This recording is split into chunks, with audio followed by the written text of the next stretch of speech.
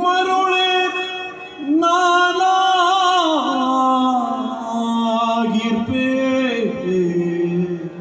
ಗಂಗಾಧರ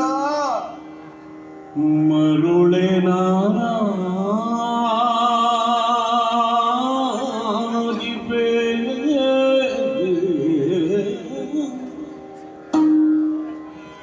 ಮತ್ತಿದ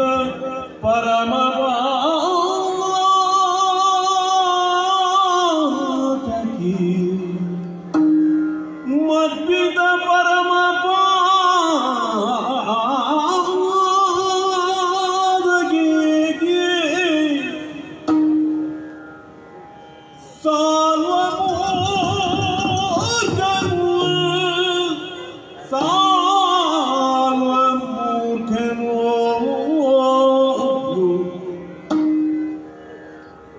ಸುರನದಿ ಸುತ ಬುದ್ಧಿಹೀನನು ಹೌದಲ್ವ? ಮರುಳೆ ನಾನಾಗಿರ್ಬೇ ಮತ್ತಿದ ಪರಮಪಾತಕಿ ಸಾಲ್ವ ಮೂರ್ಖನು ಸುರನದಿ ಸುತ ಬುದ್ಧಿಹೀನರು ಎಲ್ಲ ಸೃಷ್ಟಿಸಿದ ಸರಸಿಜ ದುಷ್ಟ ದುಷ್ಟ ದುಷ್ಟ ಎನ್ನ ಸೃಷ್ಟಿಸಿದ ಸರಸಿಜ ದುಷ್ಟ ದುಷ್ಟ ದುಷ್ಟ ಮರುಳೆ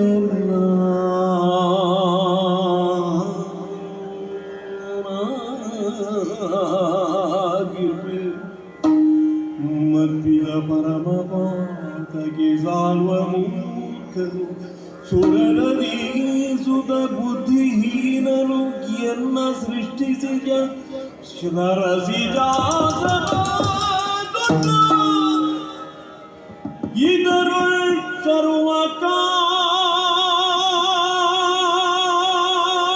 ಸರ್ವಕಾರಣ ಮೂಲವೀಶ್ವರೇ ಅವನೇ ಅವನೇ ಸರ್ವಕಾರಣ ಮೂಲ ಈಶ್ವರೇ ತರಳತನ ಏನೆಂಬೆ ಹೋಗುವೆನವನ ಬಳಿಗೆನುತ ಮರುಳೆ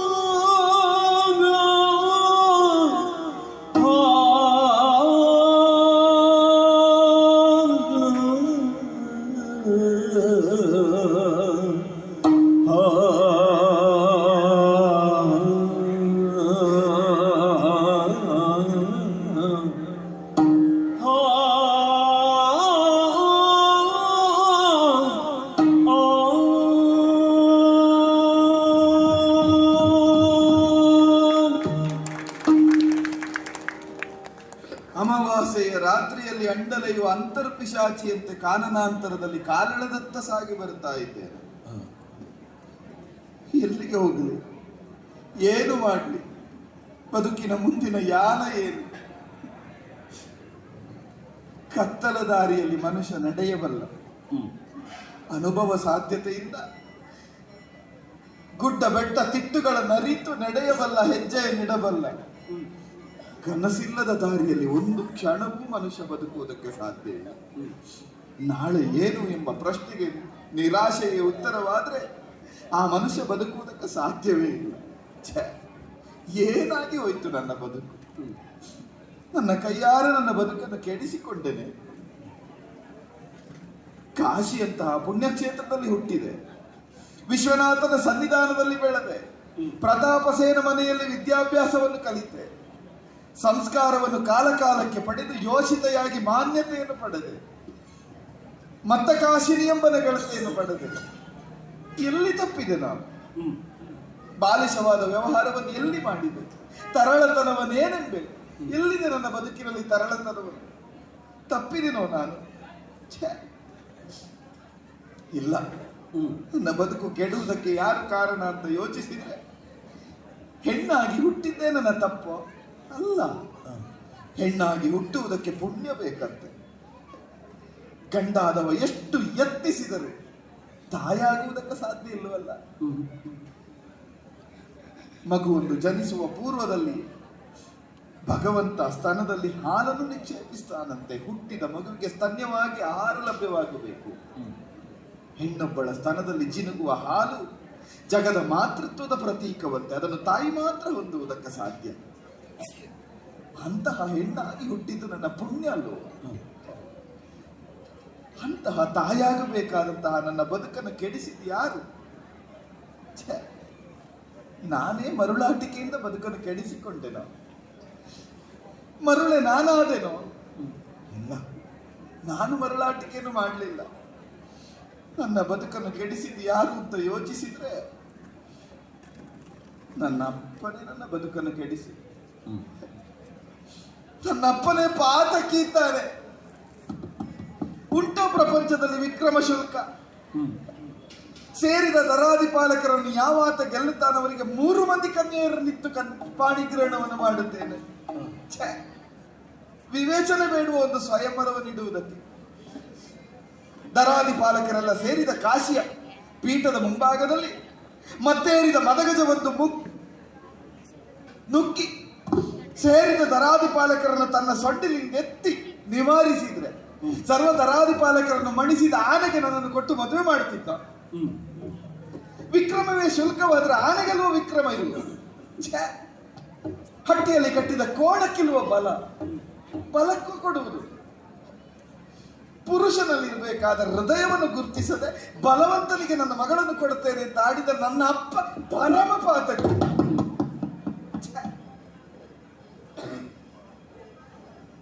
ಹೌದಾ? ಆಡಬಾರದು. ತಾಯಿ ತಂದೆಯರ ಕುರಿತಾಗಿ ಯಾವ ಕಾರಣಕ್ಕೂ ಕೆಟ್ಟದ್ದನ್ನು ಮಕ್ಕಳು ಆಡಬಾರದು. ಅಪ್ಪ ಏನು ಕೊಟ್ಟಿದ್ದಾರೆ, ಏನು ಕೊಡ್ಲಿಲ್ಲ, ಏನು ಕೊಡದಿದ್ದರೂ ಹೋಗಲಿ, ನನಗೆ ಜನ್ಮ ಕೊಡ್ಲಿಲ್ಲ. ಅವರ ಬಗ್ಗೆ ಆಡಬಾರದು. ಯೋಚಿಸಿದ್ರೆ ತಪ್ಪೇನು?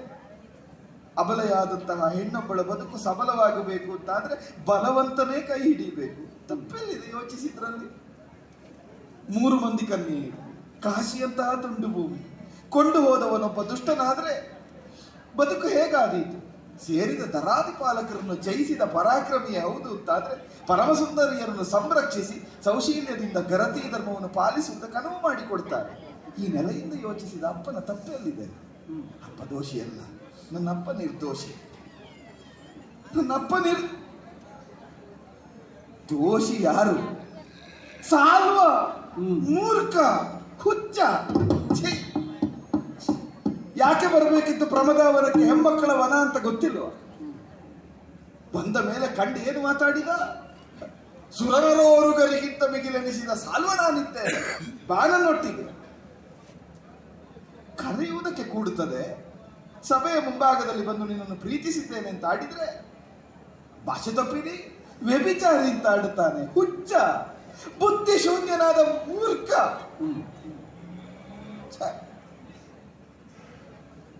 ಸಾಲ್ವನನ್ನು ಯಾಕೆ ಬೈಬೇಕು ನಾನು?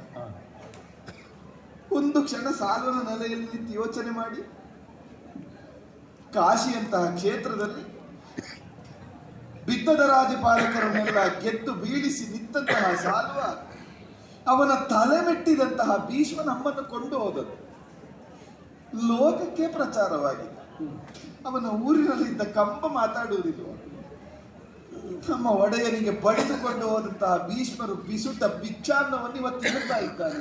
ಹೇಳದೆ ಉಳಿದೀತೋ ಪ್ರಪಂಚ. ಸಾಕ್ಷಾತ್ ಲಕ್ಷ್ಮಿಯೇ ಭೂಮಿಯಿಂದ ಮೇಲೆದ್ದು ಬಂದು ಸೀತೆಯ ಆಗಿ ಲೋಕವನ್ನು ಅನುಗ್ರಹಿಸುವುದಕ್ಕಾಗಿ ಬಂದಿದ್ದಾಳೆ ಅಂತ ಋಷಿಗಳು ಸಾರಿ ಸಾರಿ ಹೇಳಿದಂತಹ ಕಾಲದಲ್ಲಿಯೇ 10 ತಿಂಗಳು 11 ತಿಂಗಳುಗಳ ಕಾಲ ರಾವಣನ ಅಶೋಕವನದಲ್ಲಿದ್ದ ಸೀತೆಯನ್ನು ಶಂಕಿಸಿದ ಲೋಕ. ಸಾಲ್ವನನ್ನು ಬಿಟ್ಟೀತೆ, ಅಂಬೆಯನ್ನು ಬಿಟ್ಟೀತೆ, ಸಾಲ್ವ ಏನು ಮಾಡಿ ಸ್ವೀಕರಿಸಿದ್ರೆ ಇದೇ ಪ್ರಪಂಚ ಹೇಳುವುದಿಲ್ವ? ಭೀಷ್ಮನೊಟ್ಟಿಗೆ ಹೋದವಳನ್ನು ಕಟ್ಟಿಕೊಂಡಿದ್ದಾನೆ, ಸಾಲ್ವನಿಗೆ ಗತಿ ಇಲ್ಲ, ಅಂಬೆಗೆ ಮತಿ ಇಲ್ಲ. ಛೇ, ಸಾಲ್ವ ದೋಷಿ ಅಲ್ಲ, ಸಾಲ್ವ ಸಜ್ಜನ. ಸಾಲ್ವ ತಪ್ಪಿಲ್ಲ ಅಂತಾದ್ರೆ ಯಾರ ತಪ್ಪು? ಸುರನದಿ ಸುತ ಬುದ್ಧಿಹೀನ. ಛೇ, ಎಲ್ಲ ಮಾಡಿದ್ದು ಭೀಷ್ಮ. ಯಾಕೆ ಬರಬೇಕಿತ್ತು? ಕರೆಯದೇ ಇದ್ದಂತಹ ಕಾಶಿಗೆ ತಾನು ಬಂದ. ರಾಜಕಾರಣ ಓದು, ರಾಜಕಾರಣವೇ ಹೌದಾದ್ರೆ ಅದನ್ನು ಸಾಧಿಸಬೇಕಿತ್ತು. ಸರ್ವರನ್ನು ಗೆದ್ದವನನ್ನು ನನ್ನ ಸಾಮಂತನಾಗಿ ಬಿದ್ದಿರುತ್ತ ಅಧಿಕಾರ ಮುದ್ರೆಯನ್ನು ಒಪ್ಪಬೇಕಿತ್ತು. ಹೆಮ್ಮಕ್ಕಳನ್ನು ಯಾಕೆ ಕೊಂಡೋಗಬೇಕಿತ್ತು?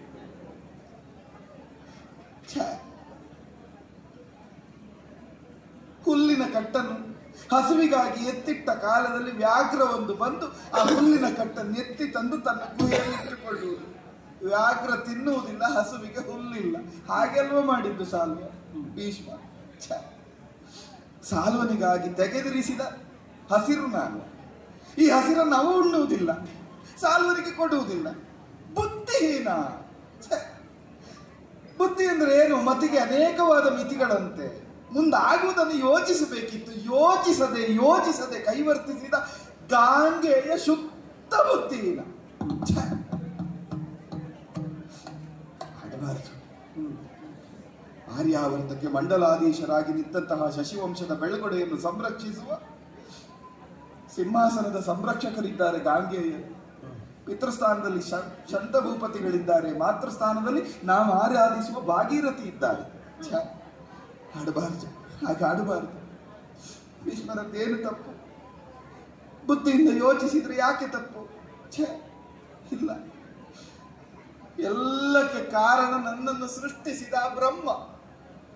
ಯಾಕೆ ನನ್ನನ್ನು ಸೃಷ್ಟಿಸಬೇಕಿತ್ತು? ಯಾಕೆ ನನ್ನನ್ನು ಹೆಣ್ಣಾಗಿಸಬೇಕಿತ್ತು? ಯಾಕೆ ನನ್ನನ್ನು ಕಾಶಿಯಲ್ಲೇ ಹುಟ್ಟುವ ಹಾಗೆ ಮಾಡಬೇಕಿತ್ತು? ಎನ್ನ ಸೃಜಿಸಿದ ಸರಸಿಜಾಸನ ದುಷ್ಟ. ಎಲ್ಲ ಹಾಳಾಗಿ ಹೋಯ್ತಲ್ಲ. ಎಷ್ಟು ಕನಸು ಕಂಡಿದ್ದೆ.